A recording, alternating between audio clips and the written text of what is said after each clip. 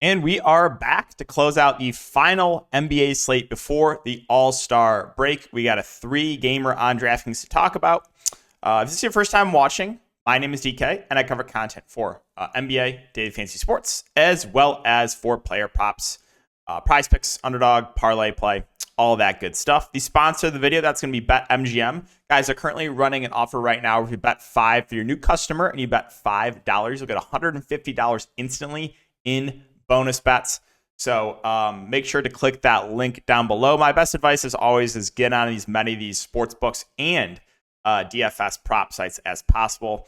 And that way you can search for the value when you are placing your straight bets, prop bets, all that good stuff. Check them out. If you do click the link and deposit, it does help support the channel. And if you guys are looking for more content, you can check my Patreon link down below for props or for DFS. Okay, so recapping tonight was another solid night for me for DFS. Now, I played a much more contrarian lineup tonight than I did last night. Last night, I played a very, very chalky lineup. But tonight, I went a bit off the board and kind of stacked up that Miami-Philadelphia game. I felt like that game was going overlooked. I knew both teams were going to run very tight rotations. And so I played Hero, Chalk Jovic, who got in massive foul trouble. Like, why couldn't Jovic get in foul trouble the night before? When he was the one guy that I faded of Miami. He went for just a career game. But yeah, random massive foul trouble to bail out the Jovic faders. That was a bit tilting. But yeah, I went Hero, Jovic, and Bam. I mean, Bam's been making me just a ton of money over the last 4 or 5 days. And it continued again. 2% Bam won for another 50 bomb. And then ran it back with Maxey and Buddy Hield. They both smashed. Maxey faders got a little bit bailed out as well. He went to the locker room for a bit. Luckily did come back. And then rounded out with Chalk, Isaiah Jackson, and Jalen Johnson. So I faded a lot of the Chalk. What I want to know is there's a lot of the Chalk value busted.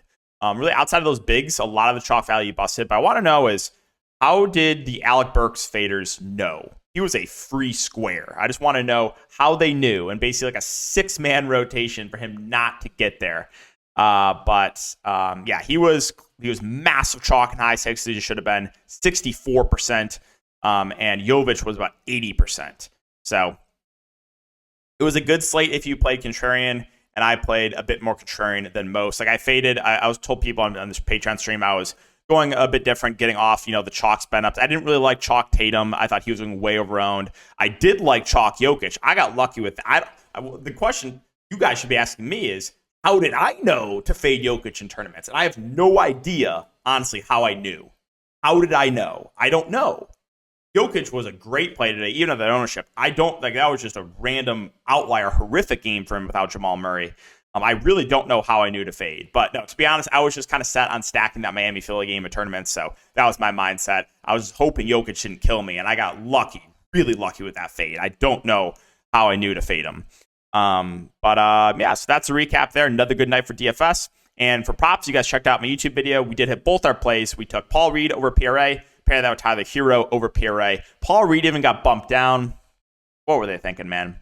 What were they thinking? In an 8-man rotation, as long as you avoided foul trouble, I love that play. So, that's a recap of everything. And let's talk about this 3-game slate. So Milwaukee and Memphis is the first game here. No Middleton for the Bucks. You do have Giannis and Dame, both probable. If we're factoring in salary, I do prefer Giannis to Dame. 11.8K for Dame, or 11.8K for Giannis, 8.9K for Dame. Dame has a much lower floor. Now, Dame does have a ceiling, but I think I do prefer Giannis on this slate. As far as the rest of Milwaukee goes, you got Bobby Portis at 6.2K. Feels a little bit pricey when Brook Lopez is healthy. Like, he should probably play, I don't know, low to mid-20s minutes. Brook Lopez, 5.7K. More of a filler play for me, but in a competitive game, you should see probably around 30 minutes from him. Jay Crowder, most likely continues to start. He only put 18 minutes last week, and that was a massive blowout. He's been a little bit quiet of late. You should get a little more run for Pat Connaughton as well. Malik Beasley should get some more shots up without Middleton. So these guys all benefit a little bit, but I don't think there's any standouts with these value plays. Pat Beverly, 3.6K. He'll be in the rotation. We'll probably see, high teens minutes or so. I think that's basically it for Milwaukee. Let's talk about Memphis. So Memphis, Scottie Pippen missed the game tonight. Jacob Gilyard was in the G League, but they ran like a 10-man rotation tonight, and no one outside of Vince Williams, I believe, played over 30 minutes. I know Jaren got in some foul trouble. No surprise. That's, anytime you play Jaren Jackson, it's about a 50% chance it's going to happen. Yeah, I believe. Let me just look that up again to confirm. Because I was when I was doing my prop thread, I was looking at that. Yeah. Oh, Kennard played 30. So 35 minutes for Vince Williams, 30 for Kennard, 28 for Jaren Jackson. But it was spread out. It was a spread out rotation. Derrick Rose played 16 off the bench. I don't think D Rose will be available on a back-to-back. I assume he's going to rest. Also, Goodwin played 24 minutes off the bench. Is he in the player pool? I don't think they have Goodwin in the player pool. Oh, they do. Okay, he's 4.4K. Yeah, top-end guys. So Vince Williams, 6.5K. I mean, he's been basically their point guard. He had another 7 assists tonight, 7, 9, 8 assists over the last 4 games. I think he looks pretty safe. He should play big minutes. Hold on. I always have to sneeze, I feel like. I don't know what it is.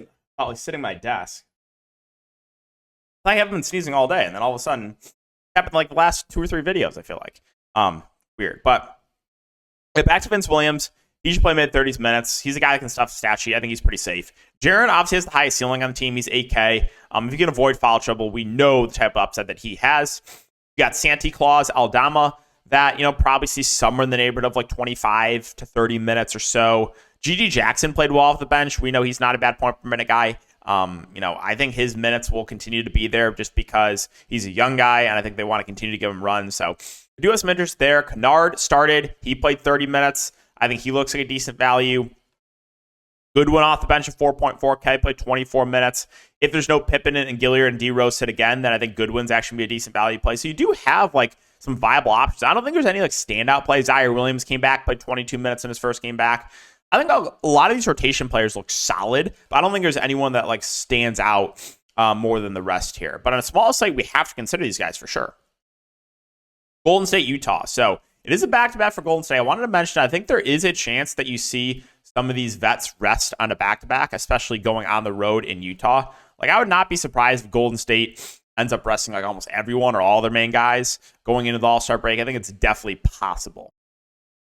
But assuming everyone plays, Golden State has been running a bit of a deeper rotation now since they are healthier, 10 to 11 guys. You got Steph at 9.6. I always like the ceiling on him. He's had some big games. And I think he was, from what I looked tonight, he was playing pretty well. I think he had 25 points in the third quarter. You got Kuminga at 6.7K. He should continue to play low 30s minutes. I do like his upside. He's been a little bit quiet of late. Draymond went to the locker room. I don't know if he returned. I know he got hit in the face. So that could open up some value here for Golden State tomorrow if Draymond can't go. Let me see. Has he come back yet? Okay, he did. He just returned to the game. Okay. He should continue to play high 20s minutes. He's been playing well since getting shifted over to the 5, so I think he looks like a pretty good option. You got Podziemski at 6'1", feels a little bit pricey, but still not out of play. Klay Thompson at 5'5", you know what I'm going to say about him. Wiggins at 5'1", indifferent. I don't really know if I can get to a lot of these values. I think if I had to pick one of these punt plays, it probably would be Gary Payton at 3'3". He's been playing about 15 minutes a game over the last 2 games. All right, Utah. So Utah ran a 9-man rotation tonight. You got Lauri Markkanen at 8'1". He had another subpar game. I want to say he finished with 25 fantasy points or something tonight. So he's been a little bit quiet of late, but the price has dropped. And we know that Lauri is the guy that, consistently gets the most minutes, and he is a guy with the highest ceiling on this team. You got Collins and Kessler starting in the front court. Kessler did deal with a little bit of foul trouble. I think factoring in salary, I would rather get to a 5.6K Kessler as opposed to a 6.6K Collins. But both of the front court guys look decent. You got Sexton and Clarkson, they're going to ride the hot hand with these guards, but the minutes have ticked up a bit on Clarkson. He played 18 first half minutes tonight, so that is good to see. Keontae George should continue to start. I really like him for value. You guys know how high I am on Keontae George. I think he continues to play around 30 minutes. I think he looks really, really good. Chris Dunn had a good game off the bench. We'll probably see around 20 minutes from him, and then you'll see some THT and Taylor Hendricks in the rotation. Since both guys are close to min price, they are viable.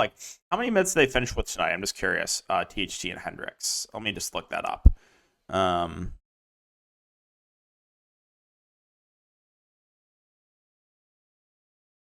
So you saw 14 minutes for Hendricks on the bench, 16 for THT.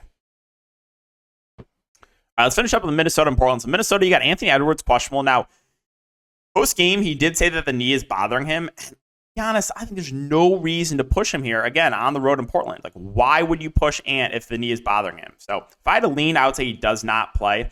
And if Anthony Edwards does not play, obviously you get a significant usage bump to Karl-Anthony Towns, and then you would get NAW in the starting lineup. He would play good minutes. He would become one of the best values in the slate, and then Kyle Anderson will play a lot more too. So this Minnesota team would look great if Anthony Edwards does not play. And Cat usage bump, all the other starters look a little bit better, and then a lot more minutes, and it should start for NAW, a lot more minutes for Slow-Mo. You should get a little more run for McDaniels, maybe even a little more run for a guy like Monte Morris too. Now, if Anthony Edwards does play, then I think any of the top 3 guys look pretty good here. 8.7K for Ant. We know the type of ceiling that he has. He just put up a 50 bomb on the same team a couple nights ago or last night, whatever it was. Karl-Anthony Towns, 7-7. He got in random massive foul trouble to punish me for taking his first half fantasy score. That was very tilting. Rudy Gobert, 7.5K, continues to play big minutes. Naz Reid, we know he's a good point per minute guy. He's averaging like low 20s minutes. Always someone I like just because he finds his way in a couple more minutes he could smash. Mike Conley is always like a low 5K price point. He's always like a filler play to me, but on average he should play high 20s minutes or so. And these value plays are still playable, I think, if Ant plays. But if Ant misses, again, guys like NAW and McDaniels and Slow-Mo are all going to look really, really good. Finally, Portland, you got Brogdon out, Scoot Henderson questionable. Now, Scoot, Portland has been running in competitive games. They're playing their main guys good minutes. Scoot, Ayton, Grant, and Simons were all on pace to play 35-plus minutes if the game didn't blow out last game. So that is something to note.